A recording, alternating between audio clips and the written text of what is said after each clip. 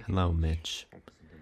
I had originally done everything in Swedish, but after being in Sweden, I now realize how bad my Swedish was, so I'm voiceovering everything in English.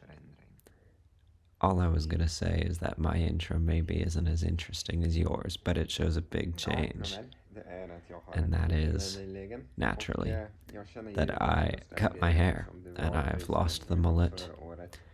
And I feel a little nostalgic because it was the haircut that I had last year, but it's good anyways.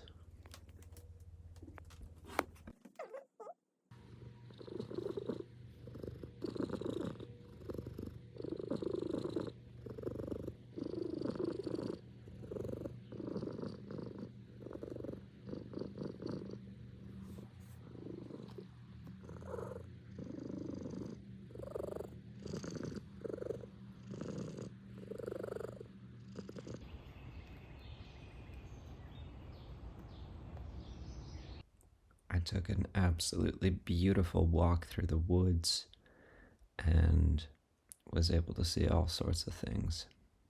I found some new birds that I hadn't seen before, as well as, in general, just enjoying a little bit of time to decompress in nature. I think that we often feel as though there aren't many of these types of places left where you can just go and spend an afternoon in nature without buildings. But I think they actually are a lot more common than we realize. We just don't appreciate them.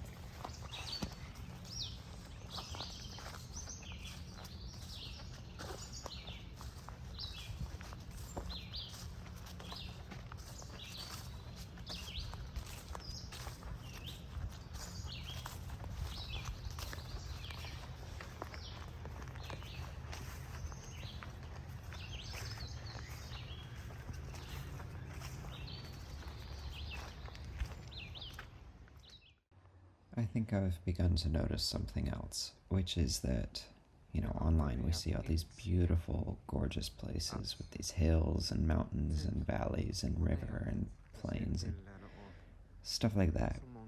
And we don't really think that those are around us. We always think that those are in some far off, distant country.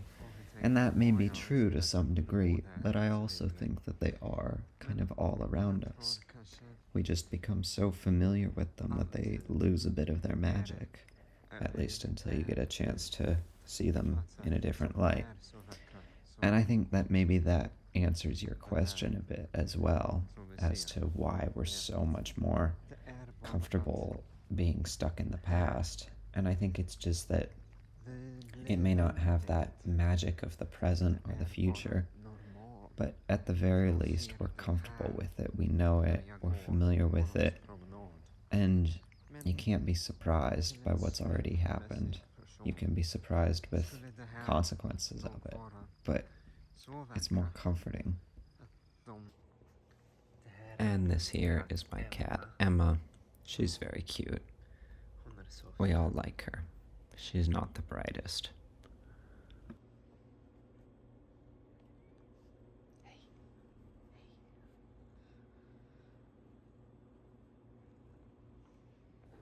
And I completely forgot to record, but I did have my Eagle Scout Court of Honor, where I was presented with my Eagle Scout Award.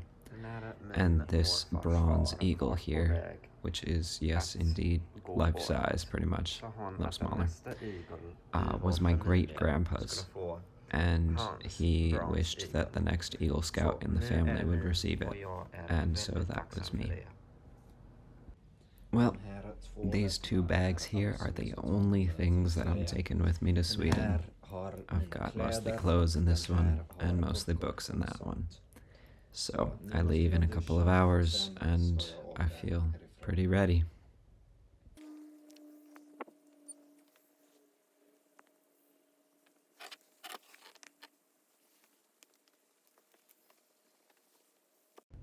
Now the fun really begins. I am in the airport and I am on my way to Sweden. Right now I'm leaving from Minneapolis, St. Paul, and I will be going to Amsterdam for a few hours and then Gothenburg.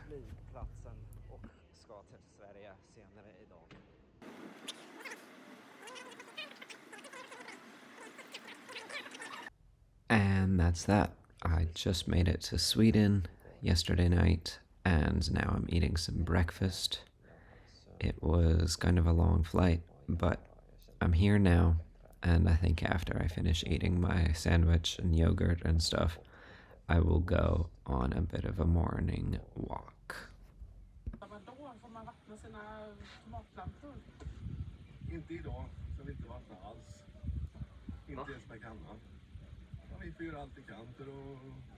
Hey, I have one last thing to ask, which is why do you think that we make bad choices? Obviously, every choice is subjective, but surrounding ourselves with people that influence us to make bad choices and then making those bad choices that we know are bad for us, why do we do it other than the obvious rewards of money or pleasure? Why do we do these things that seemingly have no payoff, yet are also bad for us? Why do we do those? That's my question.